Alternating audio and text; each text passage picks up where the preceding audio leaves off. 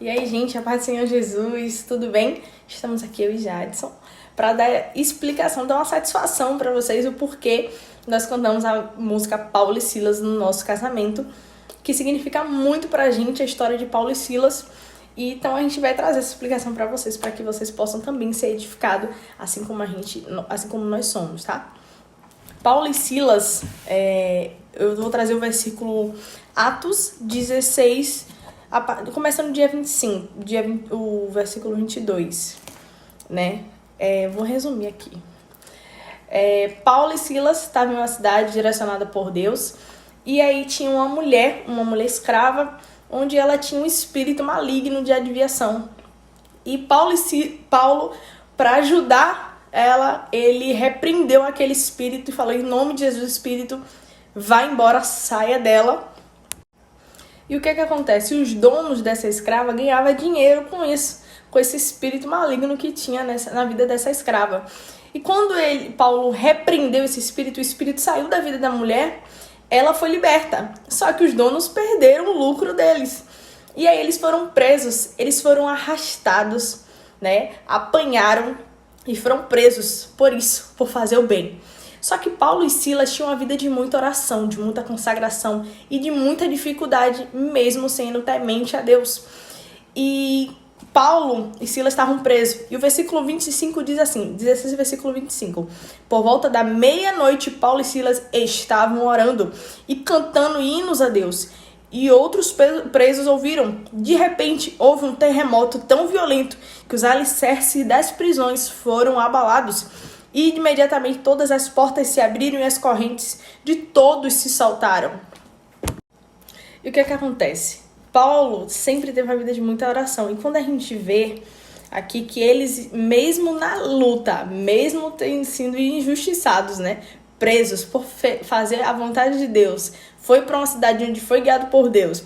Mesmo assim, ele foi preso e ele estava orando. A Bíblia não diz, Paulo e Silas foram orar, foram comunicar a Deus. Eles estavam orando. Ou seja, eles já tinham uma vida de oração.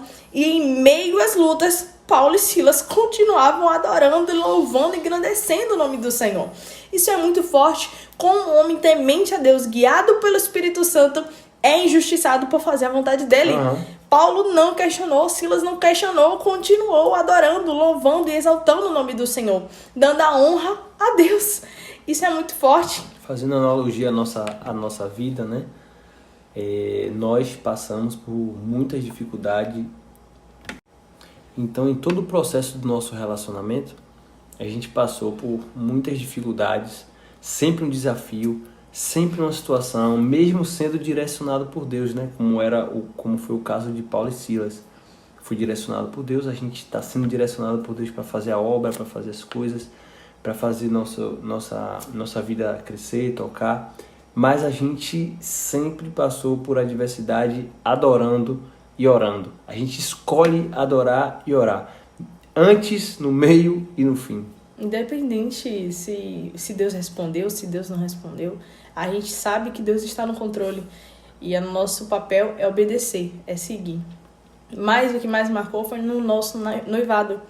Jadson estava passando por uma situação muito difícil. E eu sempre via Jadson adorando, Jadson louvando, Jadson engrandecendo o nome do Senhor, Jadson dizendo glória a Deus, mesmo em meio a dificuldades.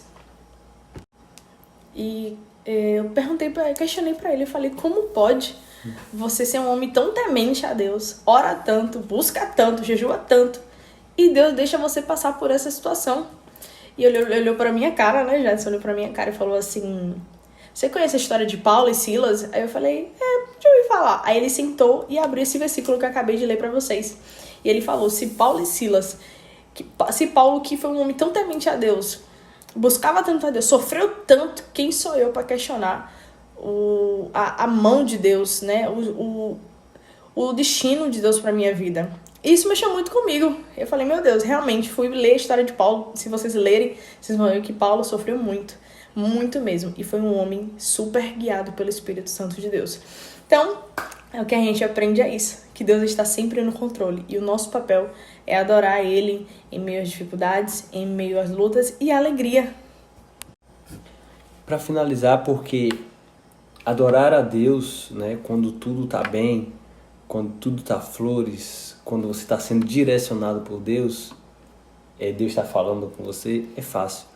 Mas quando Deus permite você passar pelo processo, pelas dores, pelas feridas, pelas humilhações, Quando ele fica calado. quando ele fica calado, é nesse momento aí que Deus mais quer que você tenha intimidade com Ele, que você busque, que você adore, que você priorize Ele, reconheça que Ele está no comando, independente da circunstância.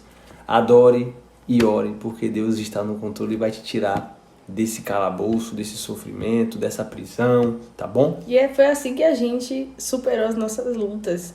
Cada fase, cada luta que nós passamos, nós buscamos adorar a Deus sem questionar. E Deus nos surpreende, né, no processo. Deus sempre alegra nosso coração.